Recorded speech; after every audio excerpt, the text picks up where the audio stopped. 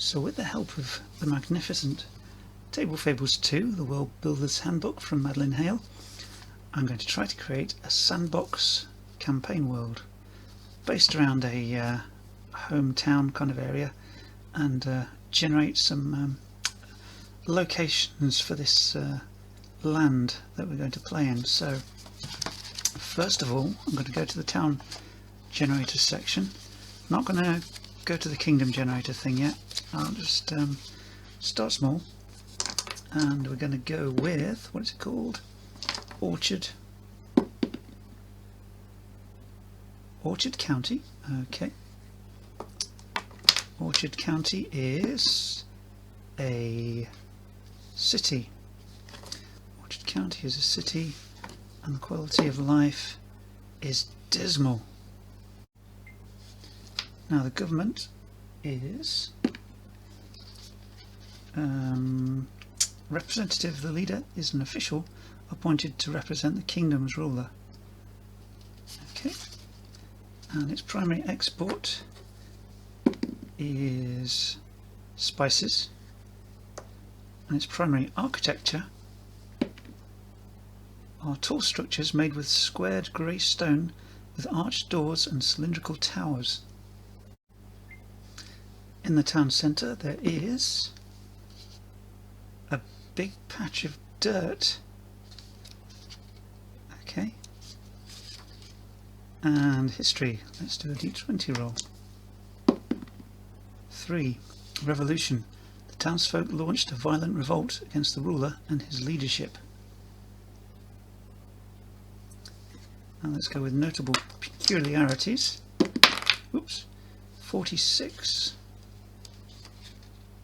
Black market. This town is known among criminals as home to one of the finest and most expensive black markets in the kingdom. Well, the big patch of dirt could have been where during the violent revolt the people burnt down the previous town hall, maybe. But now I'm going to go to the kingdom chart and have a look at what sort of terrain is going to be around this area. Oops, 4. Rocky scrub. Typical weather includes clear skies, strong winds and extreme temperature changes. Now for the name of the place, I'm going to get this and do a D100 roll. 69. Page 69. I don't want to go any further than first that many pages because this will be full of spoilers for me. So let's have a look. Gorns, Uland, Ulandor. Let's call it Elandor. Elandor.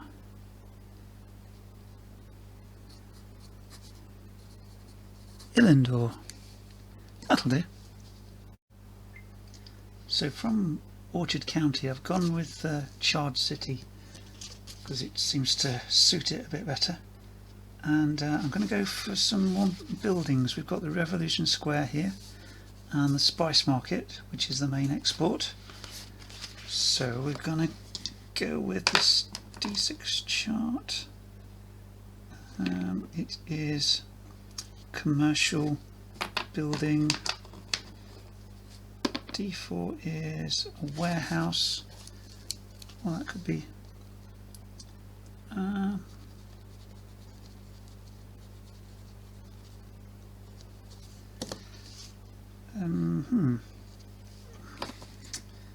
let's go with another something here. 4 is municipal. We've got a 2, that's administration office. That would make sense sort of here, I guess.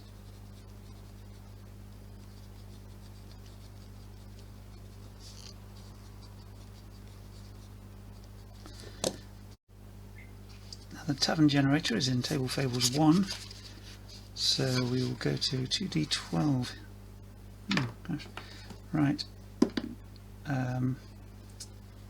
Torn sword. Let's reverse those.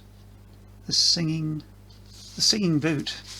Yeah, so for reverse those roles, the singing boot in.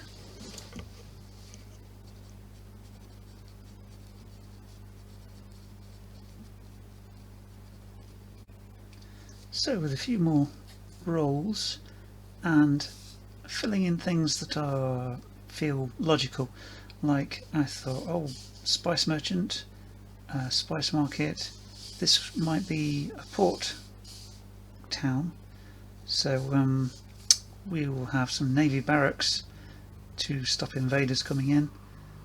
We need, well, a temple to the sea god beside the graveyard, where all the sailors and fishermen can go and pray for successful and safe voyages, and a wriggling eel inn for where the sailors and fishermen and navy types can go, and the general residential areas around these points here. So, you know, from the description I drew a little building to sort of give a flavour of what the sort of houses and buildings are generally like. Now, when the government said it was a representative of a head of state kind of idea, I'm thinking more that it represents the interests of the guilds and stuff like that. So, and I think the Spice Merchants Guild would be the most powerful, because that's what makes the city run, brings in all of its money. So I'm going to look for the name of the head of, I'm covered in ink, it's ridiculous, the name of the head of the town, head of the city. I'm not sure what to call him yet, but he's not a king or a queen or whatever.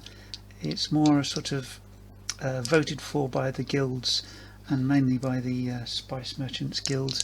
So let's roll the D100, 64, go to page 64, see what Jack Vance has got for us. Okay, and what have we got? Chun the Unavoidable. Leanne, that's spoilers, sorry. Leanne, Lith,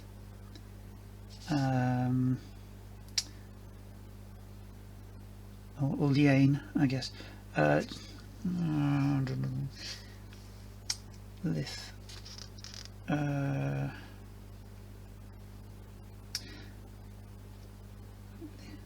Liane.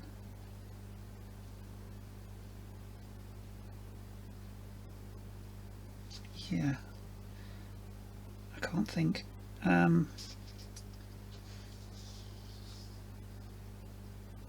Yeah, Leanne Lith, something like that.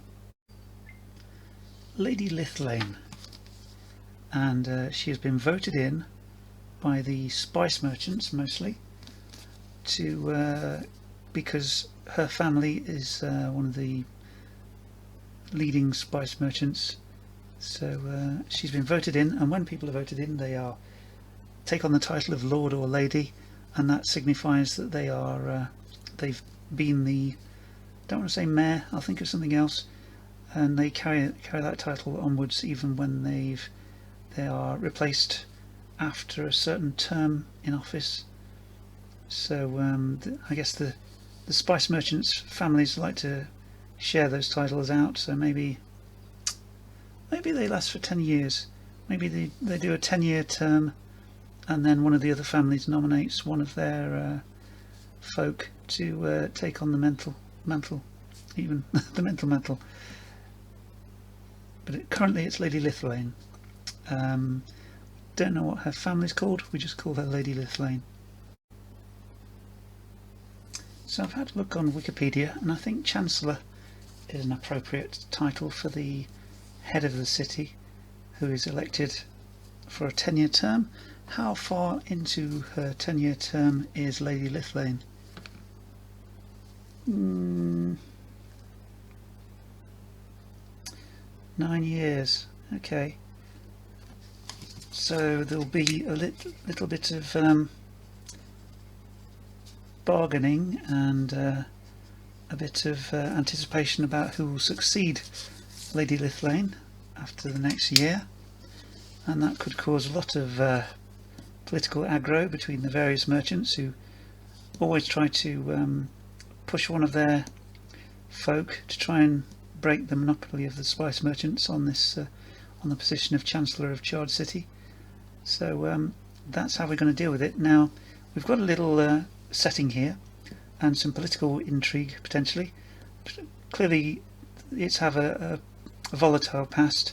Perhaps it used to have like a monarchy or something, but it was overthrown by the revolution, where they burnt down probably some kind of palace here. Town hall's been built next to it, and they've got a few military sites around about to try and keep things calm, as it's now run by the Chancellor, who is representative of the merchants.